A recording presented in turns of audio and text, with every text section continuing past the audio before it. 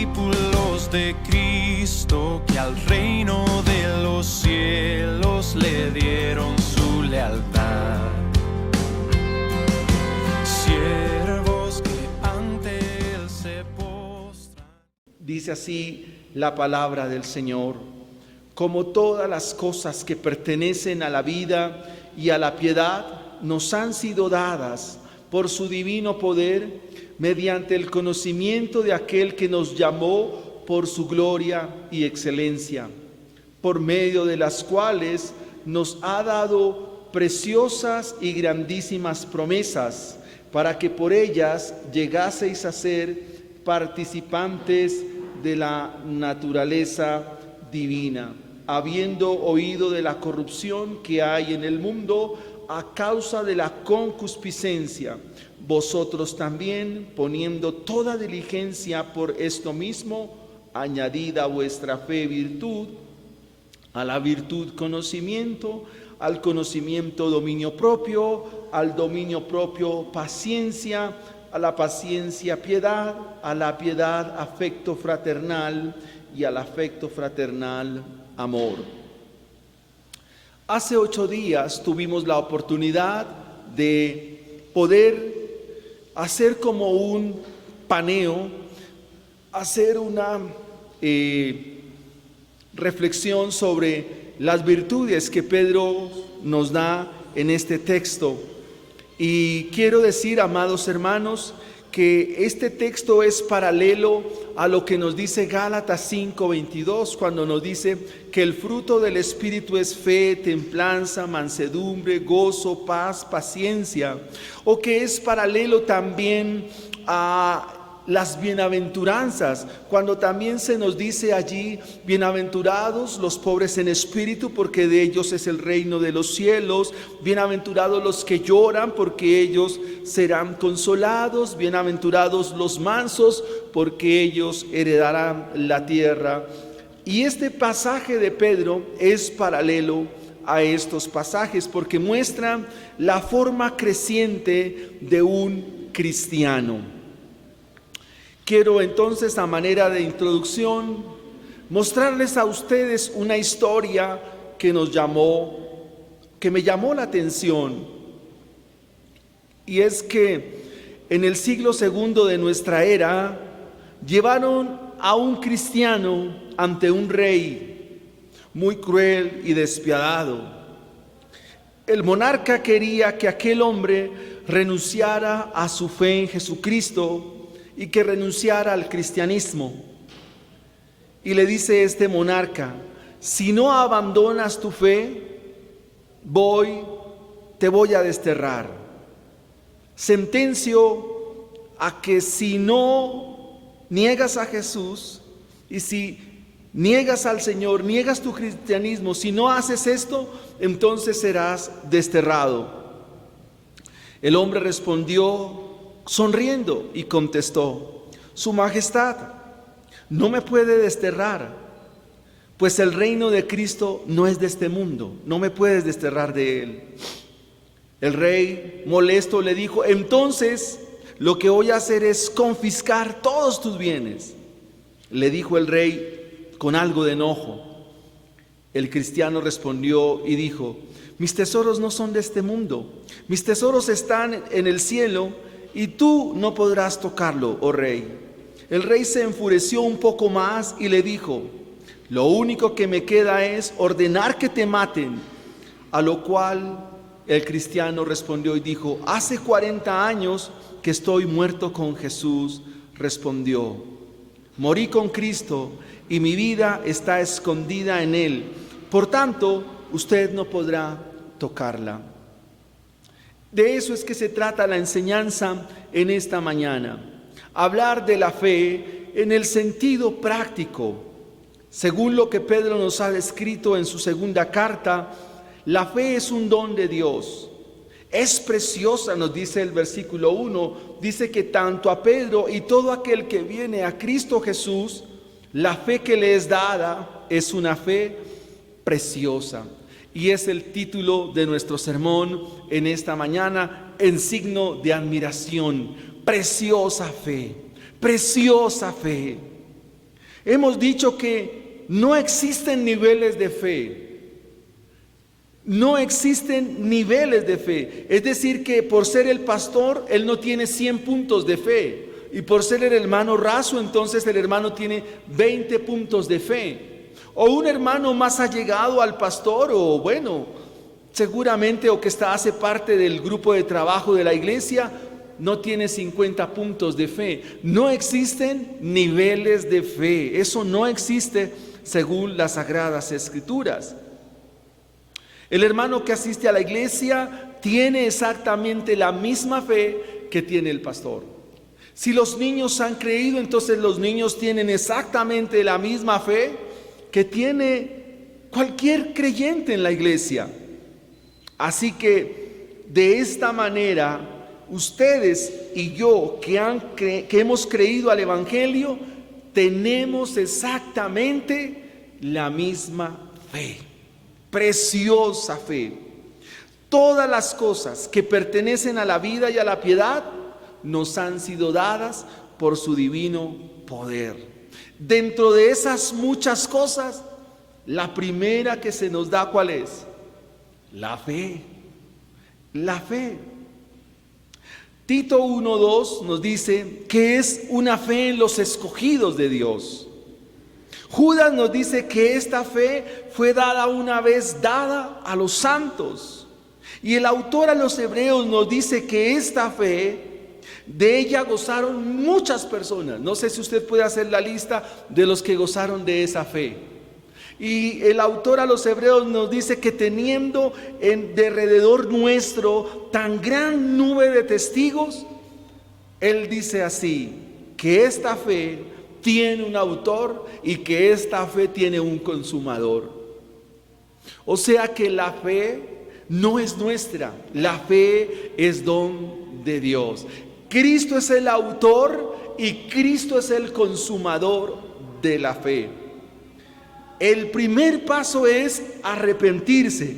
El segundo es tener fe. Nadie se arrepiente sin fe y nadie tiene fe si no se arrepiente. Preciosa fe. Ahora pregunto, mis hermanos, ¿y para qué sirve la fe? ¿Para qué nos es dada la fe? ¿Para qué? ¿Cómo funciona? ¿Para qué nos sirve la fe, amados hermanos?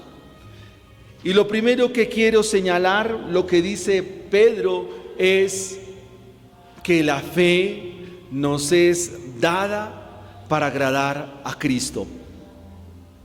La fe nos es dada para agradar a Cristo. Sin esta fe, amados hermanos, no puedes agradar a Cristo. Amén. Sin esta fe tú nunca puedes agradar a Cristo. Miren la gracia del Evangelio. Cristo nos da de su gracia, nos da de su fe para que le podamos agradar. Y de esta manera, mis hermanos, podemos entender que es una gracia maravillosa.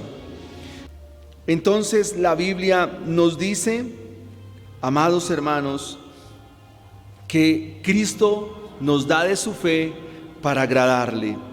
Pedro, la segunda carta de Pedro, amados hermanos, es una carta inminentemente cristológica. Pedro se va a enfocar en la persona de nuestro Señor Jesucristo. Se va a enfocar de manera contundente. Y uno de los parámetros que Pedro señala en esta carta es que sin esta fe es imposible agradar a nuestro Señor. Sin esta fe es imposible agradar a Dios. Sin esta fe es imposible agradar a Cristo. Pedro sabe que dentro de la iglesia a la cual se está dirigiendo, algunos están negando a Cristo. Queridos hermanos, ¿cómo nosotros desagradamos al Señor? Y todavía lo más terrible es cómo tú estás desagradando a Dios y cómo tú desagradas a Cristo. En el capítulo 1, versículo 16, se nos dice, porque no os hemos dado a conocer el poder y la venida de nuestro Señor Jesucristo, siguiendo fábulas artificiosas, sino como habiendo visto con nuestros propios ojos su majestad. Dentro del cristianismo de nuestros días, mucha gente ve al Señor como un modelo de fe y conducta. Error. Dentro del cristianismo de nuestros días, muchos ven al Señor como un buen maestro. Error. Dentro del cristianismo de nuestros días, muchos ven al Señor Jesucristo como un buen hombre, como un hombre de buena moral, de buen ejemplo y que da parámetros de vida a los que le conocieron en su tiempo. Pedro dice, no piensen así, porque quien piensa así no es salvo. Quien piensa de esta manera navega un barco que se hunde. Quien piensa de esta manera está en peligro. Y quienes creen tales cosas no han conocido a Cristo.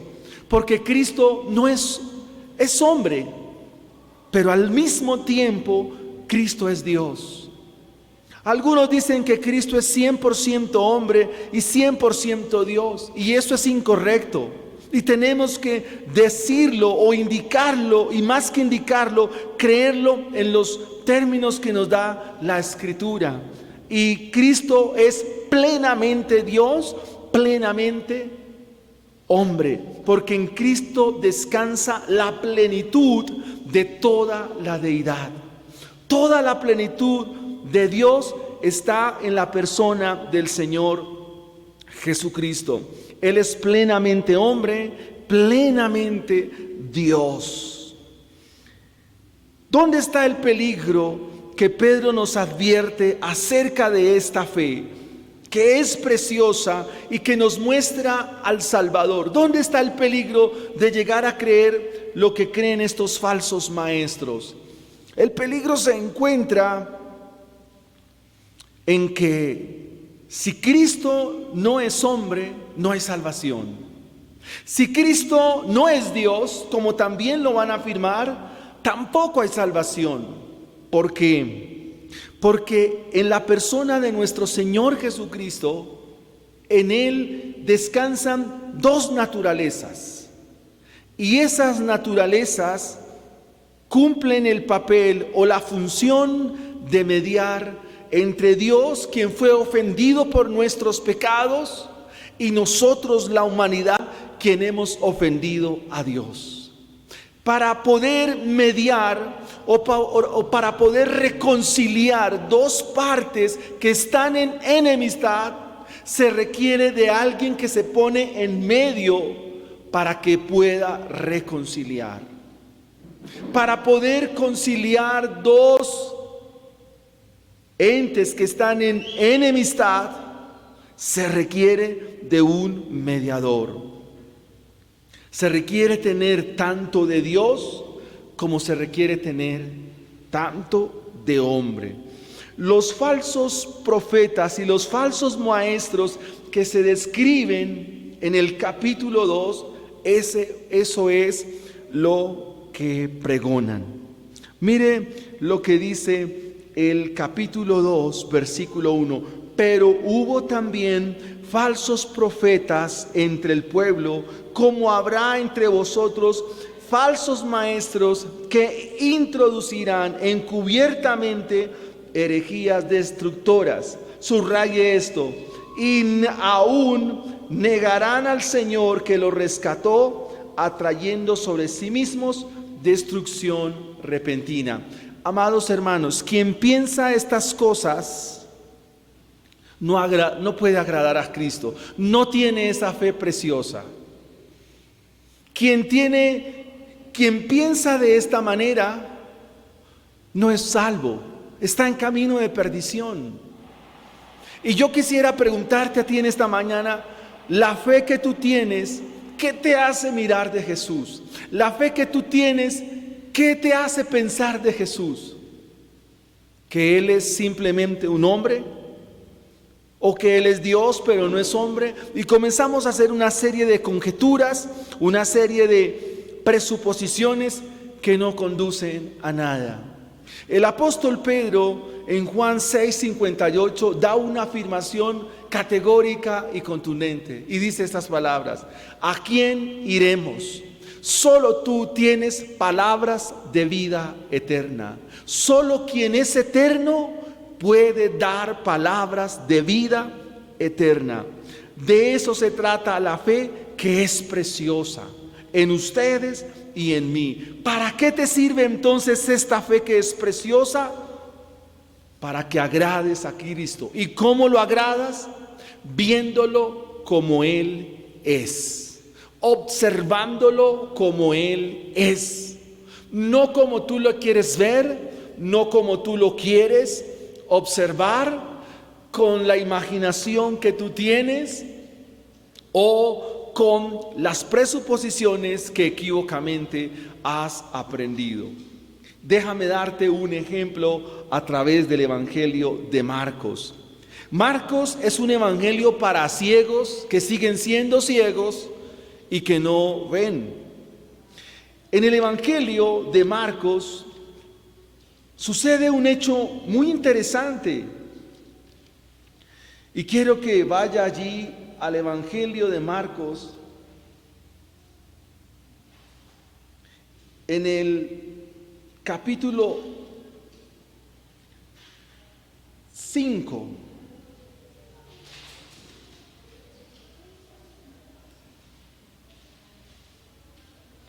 En el capítulo 5 suceden dos hechos contundentes que muestran quién es Cristo Jesús.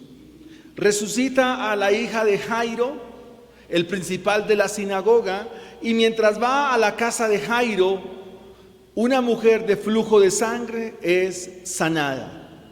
Pregunto, ¿los que estaban allí creyeron? No, no creyeron. Ahora, en el capítulo 6, el Señor se desplaza a su tierra natal, es decir, a Galilea. Salió Jesús de allí y vino a su tierra y le seguían sus discípulos. Y llegando el día de reposo comenzó a enseñar en la sinagoga y muchos oyéndoles se admiraban y decían: ¿de dónde tiene estas palabras? ¿De dónde tiene estas cosas? ¿Y qué sabiduría es esta que le es dada? ¿Y estos milagros que por sus manos son hechos? ¿No es este el carpintero, hijo de María, hermano de Jacobo, de José, de Judas y de Simón? ¿No está también aquí con nosotros sus hermanas? Y se escandalizaban de él. Mas Jesús les decía: no hay profeta sin honra sino en su propia tierra y entre sus parientes y en su casa. Y mire este versículo 5: y no pudo hacer allí ningún milagro, salvo que sanó a unos pocos enfermos, poniendo sobre ellos las manos. ¿Cómo veían a Jesús aquí? ¿Qué fe es la que se nos registra acá? Una fe carnal, una fe equívoca, una fe diferente a la que es dada por el Evangelio. ¿Cómo ven a Jesús aquí en Galilea?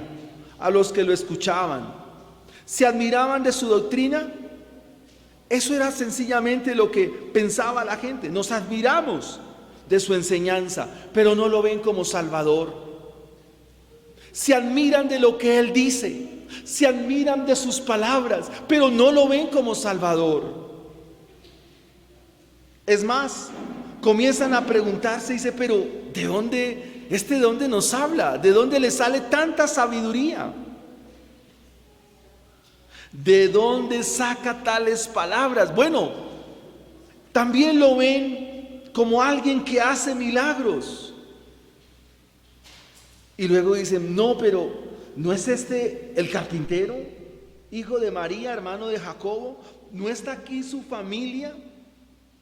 Y al final del versículo 3 de Marcos 6 dice: ¿qué hacían de él? ¿Creyeron?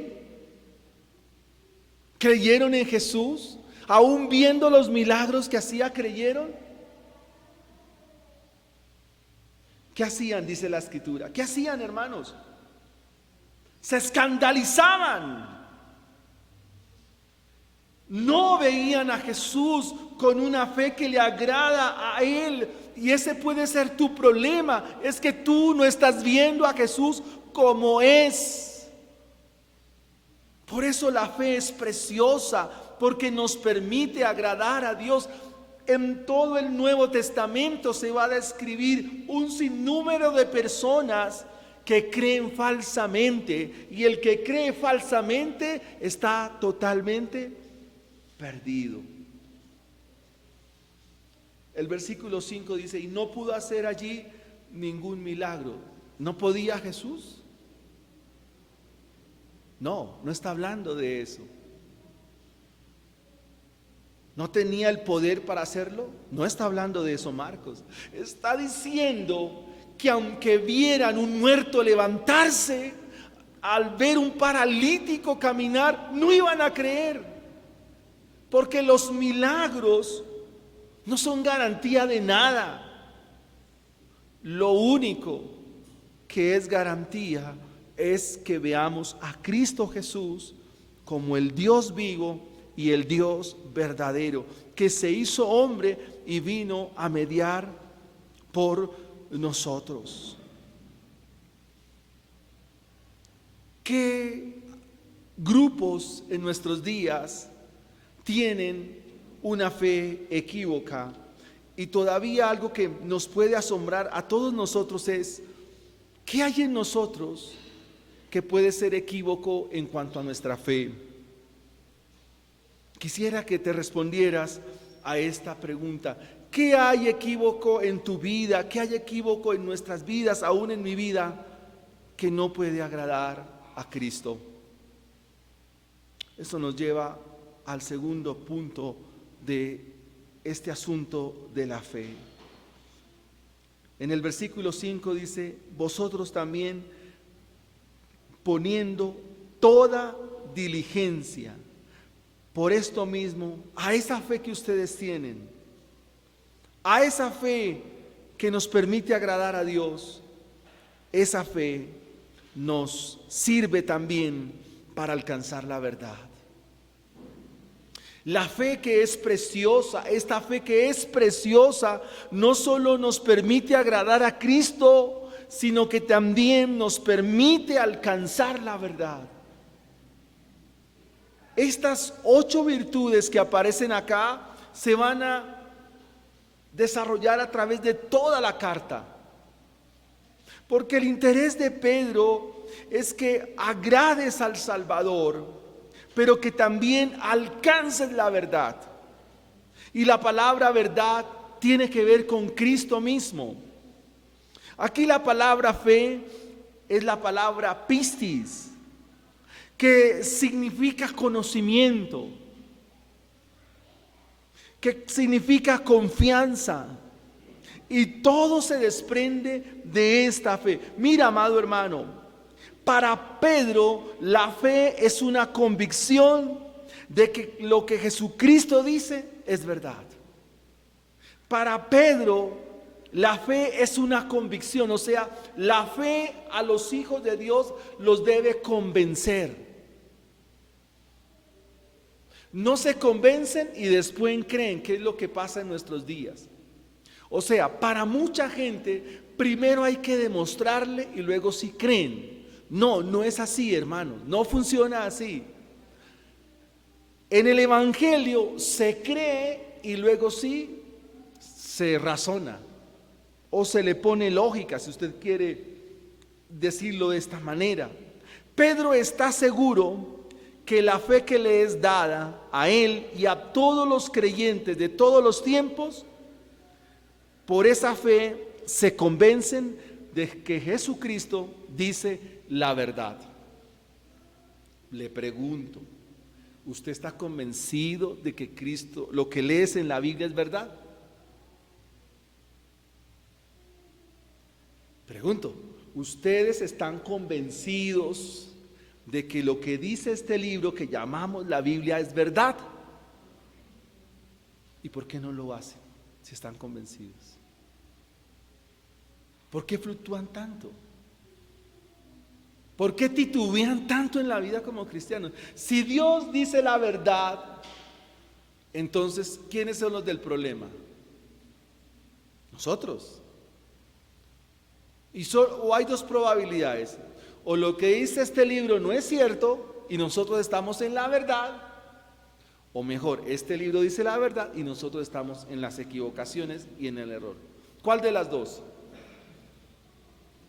O sea, esta fe nos sirve para alcanzar la verdad. Pedro tiene la certeza de que si nosotros confiamos en estas palabras, entonces gozamos de grandes promesas. Lo que dice el versículo 4, dice: por esta fe que hace parte de todas las cosas concernientes a la verdad, alcanzamos promesas. ¿Y cómo son esas promesas? Son grandísimas. Y por esas promesas participamos de Dios. Pedro está seguro de eso. Pero como la fe nos sirve para alcanzar la verdad, también Pedro está seguro que si nos sometemos, escúchese bien, si nos sometemos completamente a lo que Dios dice, nuestra vida toma gozo y bendición. ¿Me hago entender, mis hermanos?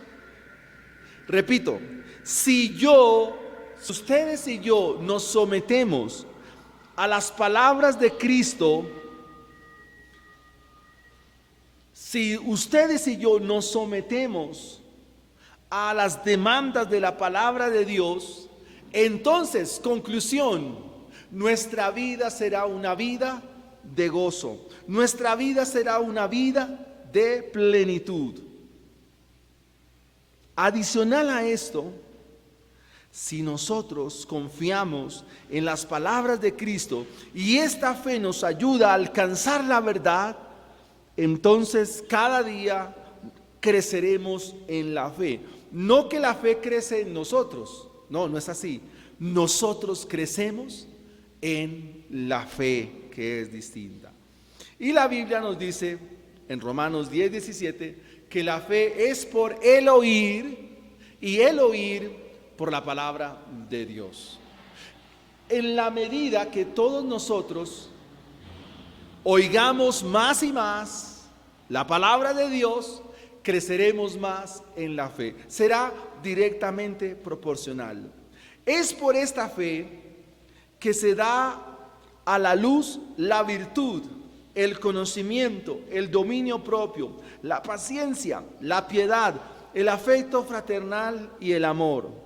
Sin la fe, escúchese bien, hermanos, sin la fe jamás podrás tener lo que nos dice el versículo 5. Sin esta fe nunca vas a ser diligente en la palabra de Dios. ¿Sí soy claro, hermanos?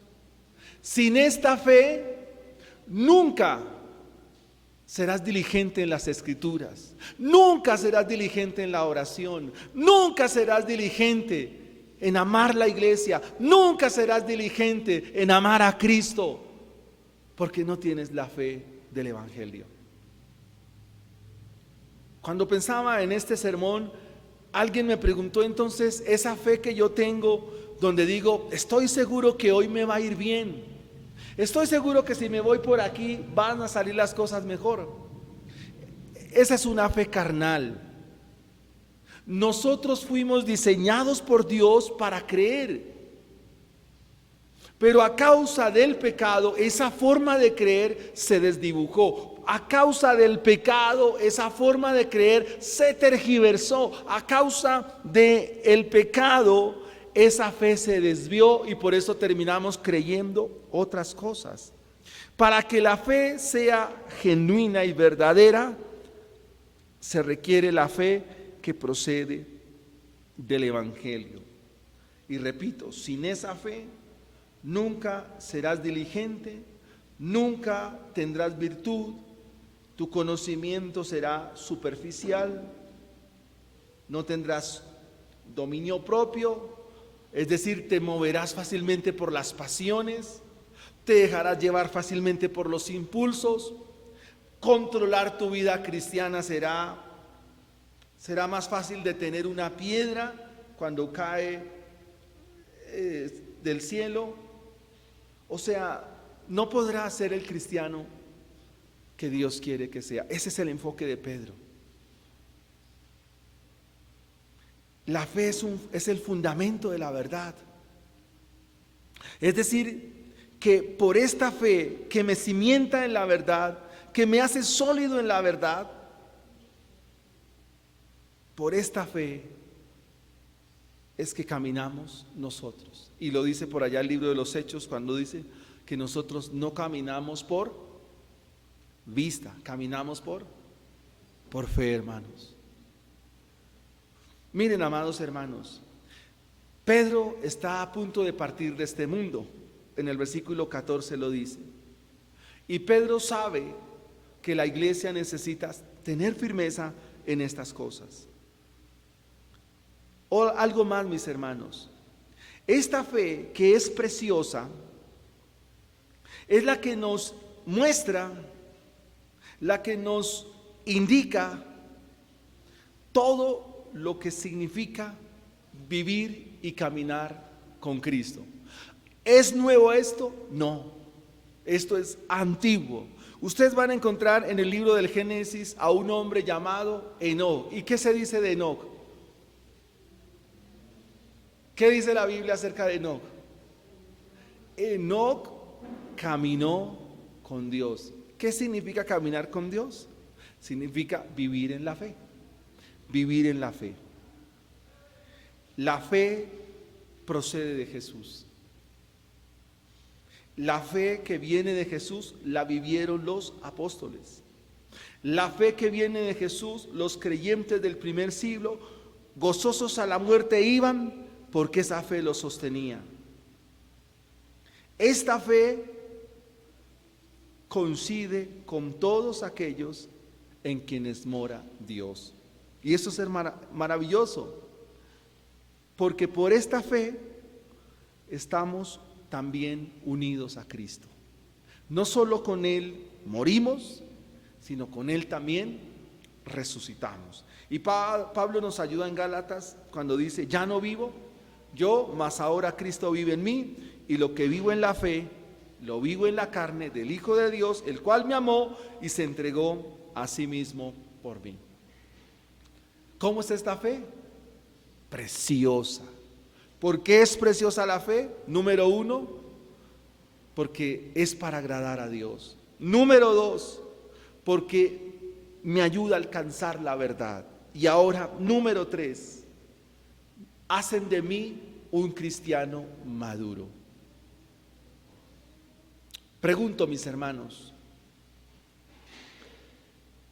¿qué es la madurez?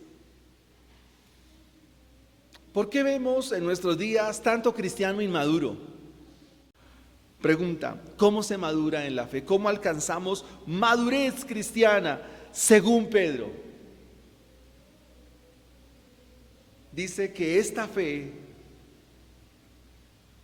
o maduramos en la fe, cuando nosotros respondemos al llamado de Dios. ¿Qué es atender el llamado de Dios? Esa es una pregunta muy importante en la Escritura. Quiero formularte la pregunta de otra manera. ¿Para qué estás llamado y para qué estás llamada? Tú como mujer de Dios, como hombre de Dios, ¿realmente aquí estás llamado? ¿Cuál es tu propósito en Dios? ¿Cuál sería tu respuesta? Pedro en esta carta desafía a la iglesia a madurar, a dejar de ser niños fluctuantes. Es la hora, es el momento de salir de esa zona de confort en la cual estamos. Es la hora de ponerle el pecho a las cosas de Dios. ¿Por qué Pedro se enfoca en que la fe debe ponerse por obra. ¿Por qué? Por lo que va a decir en el capítulo 2, lo cual es de los capítulos más terroríficos del Nuevo Testamento. Es de los capítulos donde se muestra la ira de Dios de una manera terrible para todo aquel que predica y vive falsamente.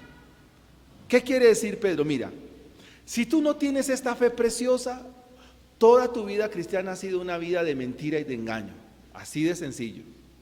Si tú no tienes esta fe, nunca has agradado a Cristo, has querido agradarlo, pero no es así.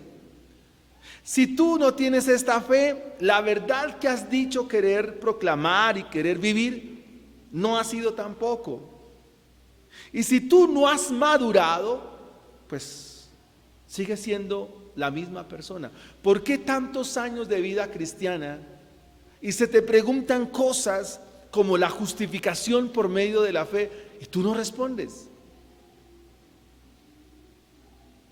Se te preguntan cosas de la Escritura y sigues con las mismas cuestiones de hace muchos años. Pedro escribe para que la iglesia, por medio de esta fe preciosa, madure. Que no siga siendo la misma cristianita de siempre, el mismo cristianito de siempre. No, no puede ser así. Esta fe produce obras. Esta fe produce crecimiento. Esta fe hace de los justos que avancen. Y en esto nos ayuda Santiago. Cuando él nos dice, miren, la fe sin obras, ¿cómo es? Muerta. Y si usted no crece, si usted no avanza, si usted sigue en las mismas cosas, pues usted está muerto. Así de sencillo.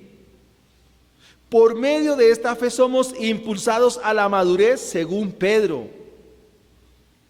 Por esta fe tú debes ser diligente, apresurado, pronto. ¿Para qué? Para estudiar la Biblia. No para leerla, para estudiarla. Porque una cosa es leerla y otra cosa es estudiarla. En otras palabras, Pedro quiere que seas diligente en el conocimiento de Cristo. Pedro quiere que tú confíes plenamente en ello. Porque será de esta manera, óigase, será de esta manera que tú podrás discernir el error de la mentira. No, lo que dije fue una sandez. Podrás discernir el error de la verdad. ¿Sí que ustedes no están en la jugada? Pero con el conocimiento de las Escrituras, usted detectará fácilmente a un falso maestro. Cuando tú conoces la Biblia, conoces la palabra del Señor, podrás juzgar el error, podrás juzgar el engaño, del cual se nos va a decir en el capítulo 2. Amados hermanos, cuando tú tienes esta fe que te madura, y esto me parece extraordinario, glorioso, cuando tú tienes esta fe, óigase bien, tú no necesitas tener ninguna experiencia sobrenatural. No lo necesitas, sencillamente atendiendo a la palabra profética más segura, atendiéndola a ella, tu vida de oscuridad será alumbrada hasta que el lucero de la mañana aparezca en tu corazón. Eso es lo que dice Pedro. Pedro dice, y Pedro no está hablando aquí de cualquier experiencia. Es una experiencia única que solo la vivieron ellos que estaban cerquita a Jesús. ¿Cuál fue? La transfiguración. El Señor Jesucristo se muestra gloriosamente. Estaba Jacobo, Pedro y Juan. Y de un momento a otro el Señor resplandece. No podían ver. Pedro dice, es bueno que estemos aquí. Porque no solo el Señor se transfigura, sino que aparecen dos varones, Moisés y Elías. La ley y los profetas, amén. Y Pedro dice, es bueno que estemos aquí. Una derramada para ti, Señor, otra para Moisés y otra para Elías. Y él cuenta esa experiencia y dice, nosotros estuvimos ahí, nosotros la vimos. Ustedes no me pueden negar eso. Pero si ustedes atienden las escrituras, la palabra de Dios, no necesitan de eso. Aunque es verdad y lo pueden vivir, pero eso no es requisito indispensable. Lo que hace Pedro es contrastar su experiencia y decirle, tenemos también la palabra profética más segura. Eso nos hace madurar en la fe. ¿A ustedes les gustan las experiencias sobrenaturales en Dios? ¿Sí o no? ¿A ustedes les gustaría un gran milagro? Un milagro sobrenatural, un milagro que los deje perplejos, atónitos. ¿Les gustaría un milagro? ¿Sí o no? Compartan el evangelio y miren cómo nacen las personas de nuevo. Este es el más extraordinario y más glorioso de los milagros. Esos son los milagros por los cuales debemos predicar y anunciar el evangelio. Yo sé que este mensaje a veces puede chocarlo a usted, pero esa es la idea. Que usted piense, mi amado hermano, que hay cosas que para Dios. Es más, cuando Jesús lo sanó allá en Marcos, ¿qué le dijo al papi Jairo? Le dijo, Jairo, hágame un favor. Este milagro no se lo cuente a nadie. Hágame ese grandísimo favor. Jesús mismo dijo, los milagros no cuenten eso. Eso no es de mi interés. Aunque Él sanó y obró en muchas personas, pero ese no es el interés del evangelio. Porque finalmente Jairo y su hija, ¿qué pasó? ¿Volvieron a morir? Es más, el Señor resucitó a Lázaro. Pregunto, ¿volvió a morir Lázaro? La resurrección fue para extenderle unos días más. El interés del evangelio, la predicación, es que los que están muertos en tinieblas, en oscuridad, están muertos en delitos y pecados, vengan a la vida y resuciten para salvación y vida eterna. Y no se requiere ninguna experiencia, se requiere la predicación contundente del evangelio. Solamente se requiere la palabra profética para que estos milagros sucedan. Por medio de esta fe nos hacemos partícipes de la naturaleza divina. Por medio de esta fe intimamos con Cristo. Por medio de esta fe maduramos. Por medio de esta fe nuestra vida crece.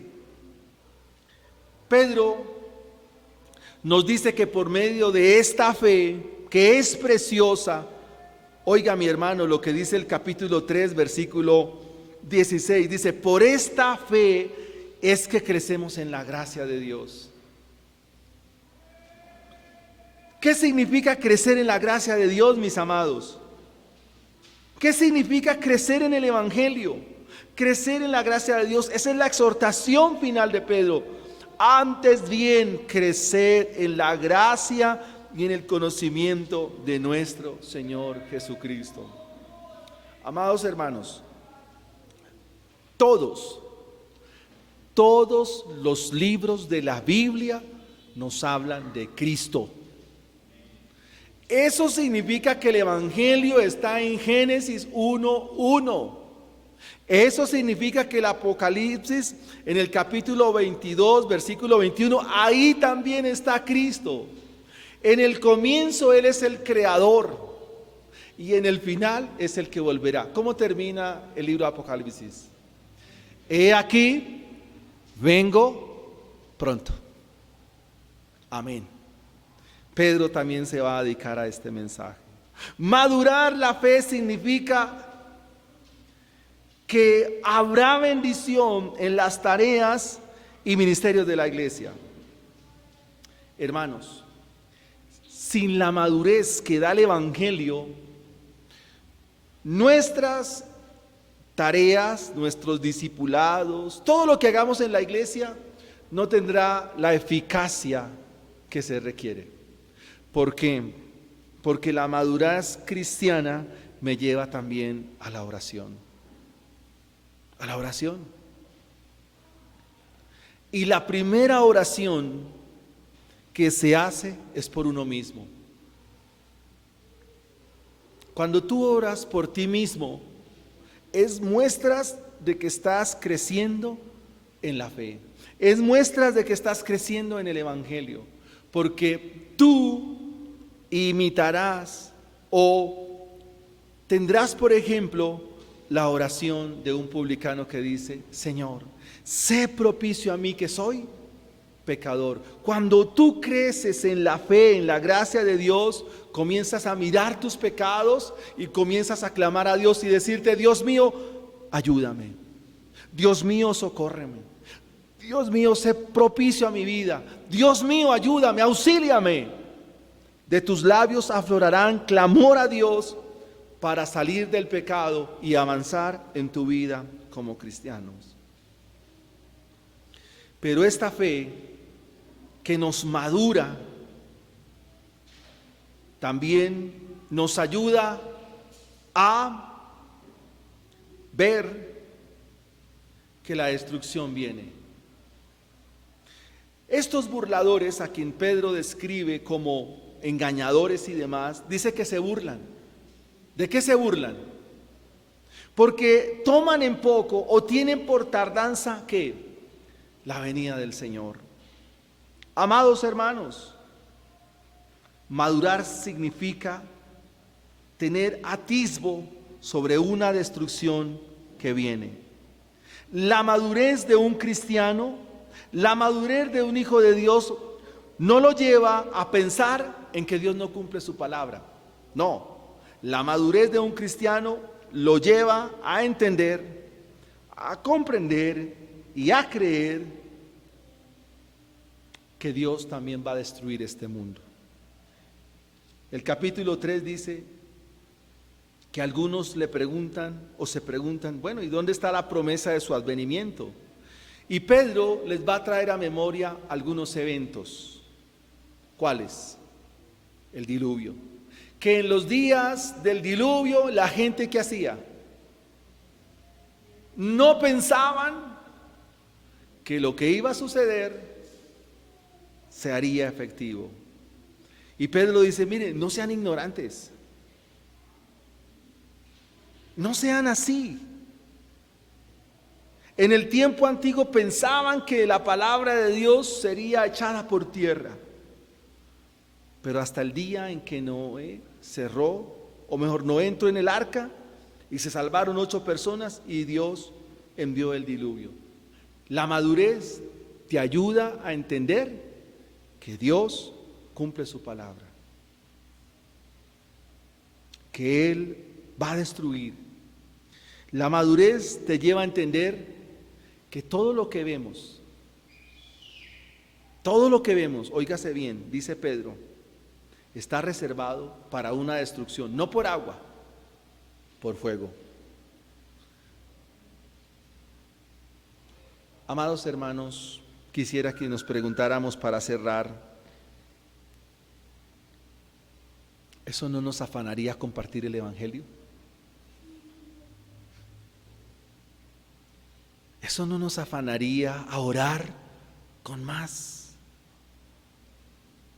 dedicación, con más? Claro, creemos en la elección soberana de Dios, pero eso no nos exime de nuestra responsabilidad de compartir el Evangelio. Claro, Dios es soberano, el hombre es responsable. Eso debe afanarnos hoy a congregarnos, a orar, a compartir el Evangelio con nuestros hijos. Esta mañana leía acerca de que la apostasía también está dada por Dios. Capítulo 2 de la segunda carta a los tesalonicenses. Es necesario que todo esto acontezca. Pero hay una promesa para los hijos de Dios, y es que serán librados de la hora de la prueba, que ha de venir sobre el mundo entero. quiero terminar con algunas aplicaciones. ¿Para qué nos sirve entonces la fe, según Pedro? Esta fe preciosa, ¿para qué nos sirve? Recuérdenme ustedes, para agradar a Cristo. ¿Para qué nos sirve esta fe? Para alcanzar la verdad. ¿Y para qué nos sirve esta fe? Para madurar, para madurar. La fe nos sirve para agradar a Cristo, para alcanzar la verdad y para madurar la vida como cristianos, según la epístola de Pedro. Todas las necesidades, tanto para desenvolverse en esta vida, se requiere del conocimiento de Cristo. Amados hermanos, Pedro desea que la iglesia sea santa, porque eso es parte del propósito de Dios, la santidad de los hijos de Dios. ¿Qué se requiere? De esta fe. Esta fe se traduce en conocimiento. ¿Qué es la santidad? La santidad no es ser buena gente, buena papa. La santidad no es ser un hombre bien presentado, no. La santidad significa ser y vivir a la imagen y semejanza de Dios. Eso es ser santo. Cuando tú eres santo, eres o estás viviendo a imagen y semejanza de Dios. Y para eso nos sirve esta fe que es preciosa. Cualquiera que haya venido sinceramente a Jesucristo, sin excepción alguna, tiene todo lo que necesita para afrontar lo que la vida le vaya mostrando. Repito, todo aquel que ha venido a Cristo Jesús sinceramente puede afrontar la vida con lo que quiera que se le presente. Podrá sortear bien los problemas. Tendrá la sabiduría de él mismo para saber qué hacer. Óigase bien, sabrá corregir a sus hijos. Sabrá trabajar. Sabrá administrar bien sus asuntos. Sabrá ordenar su vida, porque tiene una sabiduría que procede de una fe que agrada al Salvador. Esto se logra mediante la fe que Pedro nos dice. Todas las promesas de Dios nos son dadas por medio de esta fe. Entre esas promesas que por la fe viene el conocimiento de Cristo, por esta fe, óigase bien, huirás de la corrupción que hay en tu corazón y de la corrupción que hay en el mundo. Y quiero hacer un énfasis acá muy importante. Dime con qué pecado estás luchando. Dime qué pecado es el que no has podido abandonar. ¿En qué pecado es que tú estás viviendo que dice sigo atado y sigo atado y sigo atado y no soy libre? Necesitas esta fe preciosa. La necesitas porque esta fe viene de nuestro Señor Jesucristo. Mediante esta fe tú podrás huir de la corrupción de que hay en tu corazón. O sea, podrás huir del pecado que está en tu vida. Lo mortificarás y saldrás avante. Pero al mismo tiempo, de esos amigos que te llaman a hacer lo indebido, de esos compañeros que tienen y que te invitan a hacer cosas incorrectas, que ofenden y desagradan a Dios, esta fe te ayudará para huir tanto del externo como para huir de lo interno. Ese es el resultado de esta fe que es preciosa y que es común en nosotros. Finalmente, amados hermanos, esta fe es don de Dios. Todos estamos llamados a crecer en ella. Y por esta fe, los misterios de Cristo nos son revelados. Dejan de ser ocultos. Dios revela en Cristo sus misterios y tú los puedes ver con claridad como a la luz de un mediodía.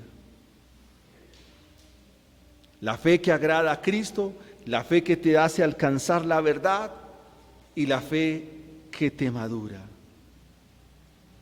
Quisiera que ahora mismo pudieras ver el Evangelio. Esta fe que viene por el Evangelio te conduce a un lugar muy especial. Esta fe que viene por el Evangelio te lleva mismo al Calvario. Esta fe que viene por el Evangelio te lleva a la cruz misma de Cristo. Por esta fe es que recibimos el sacrificio de Cristo Jesús. Por esta fe creemos que Él murió por nuestros pecados. Por esta fe creemos que Él resucitó. Por esta fe creemos que un día volverá. Por esta fe es que vivimos. Así que hoy corre a Cristo Jesús. Ven en arrepentimiento y fe a sus pies, porque Él te ha dado la fe para que creas y te arrepientas, para que te arrepientas y crees. Y pueda responder como un cristiano cuando se le diga: ¿por qué no abandonas tu fe? ¿Por qué no aborreces a Cristo? Y tú, por medio de esta fe, entonces podrás responder: estoy en el reino de Cristo.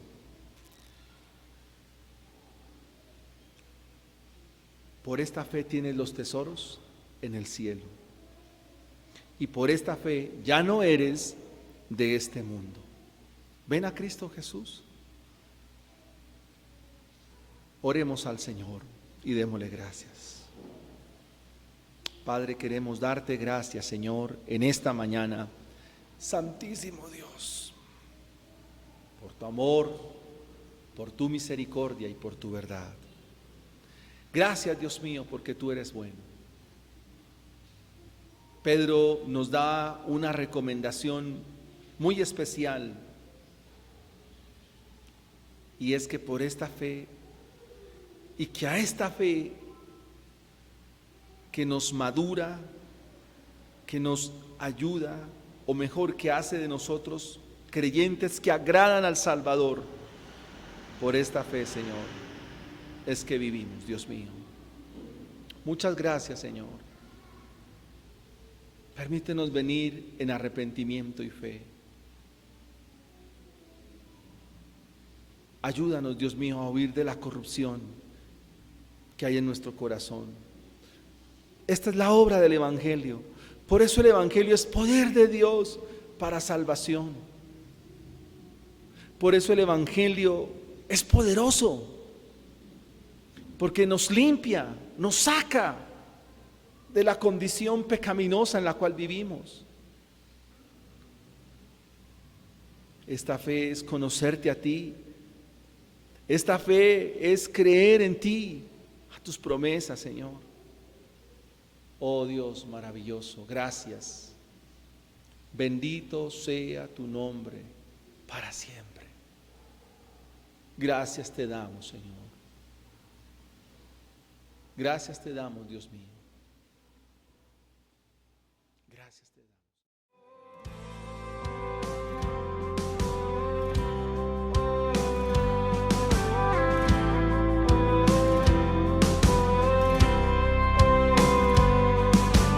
Fieles discípulos de Cristo, que al reino de los cielos le dieron su lealtad.